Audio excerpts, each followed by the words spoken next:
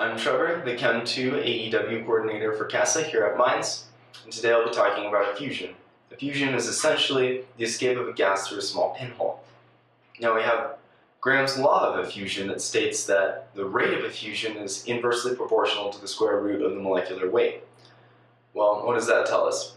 It means if we have set up an effusion experiment for which we know the molecular weight of the gas effusing and can measure the rate of effusion, we can come up with some proportionality constant, which we can use to find the molecular weight of an unknown gas, simply by measuring the rate of effusion. In this problem, we'll look at an unknown gas that has a rate of effusion of 1.2 moles per minute, and oxygen gas, which has a rate of effusion of 0.85 moles per minute. So, we can set up a ratio like this.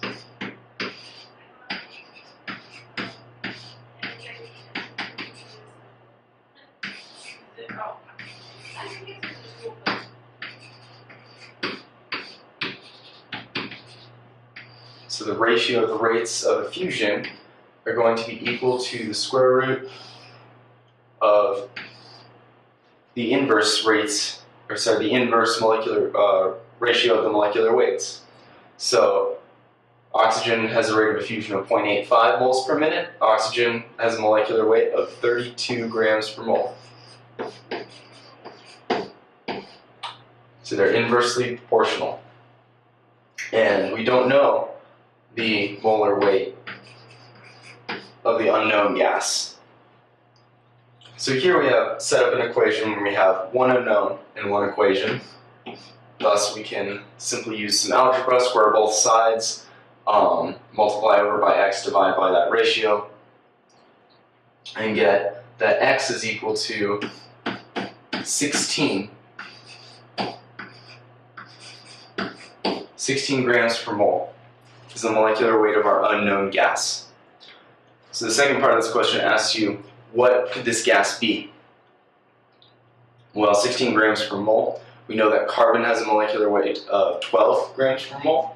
So 16 more is 4 more. So this gas is very likely CH4, or methane. The third part of this question asks you to calculate the speed of the gas particles at standard temperature and pressure. For this problem, we'll use 0 Celsius as standard temperature and 1 atmosphere standard pressure. So for this, we'll use the equation U. The speed of the gas particles is equal to the square root of 3 RT, where R is the universal gas constant, T is the temperature, all over the molecular weight of the gas. So think about that conceptually for a moment. If we increase the temperature, the gas increases, or the speed of the gas particles increase, and if we increase the molecular weight, then the speed of the gas particles decrease.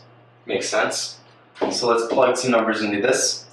We have our square root, and we have 3 times R, which is 8.314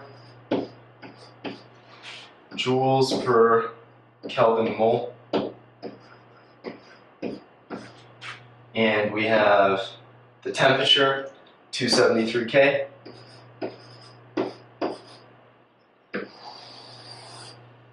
Let's extend our radical all the way over. And then fraction bar. And we're going to divide by the molecular weight of the gas, which we calculated up here, 16. And I'm going to put this in kilograms.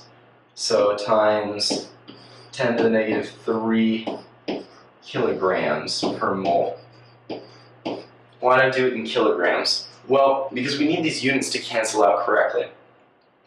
So we're looking for U of speed, of velocity. It's going to be given to us in meters per second. So somehow we need to make meters per second out of this, this mess of units here. So we might know that a joule is equal to a Newton meter from basic physics. Well, what's a Newton? A Newton's a force. You might know that a force is a mass times an acceleration. So we'll have a mass, kilogram, times an acceleration, meters per second squared. times a distance, meters. So we end up with kilograms meters squared per second squared. So if a joule is a kilogram meter squared per second squared, kilograms cancels out with kilograms. Here from R we have moles cancel out with moles, Kelvin cancel out with Kelvin, and we'll end up with this answer. U is equal to 652. And what units do we have left over? Meters squared per second squared. But it's inside the radical, we're taking the square root of this. If we take the square root of meters squared per second squared, we're going to get 652 meters per second. If you have more questions, you can come to my office hours, Monday and Wednesday from 2 to 4 p.m., or you can come to my workshops, Wednesday nights from 6 to 7 p.m. in Brown West 210.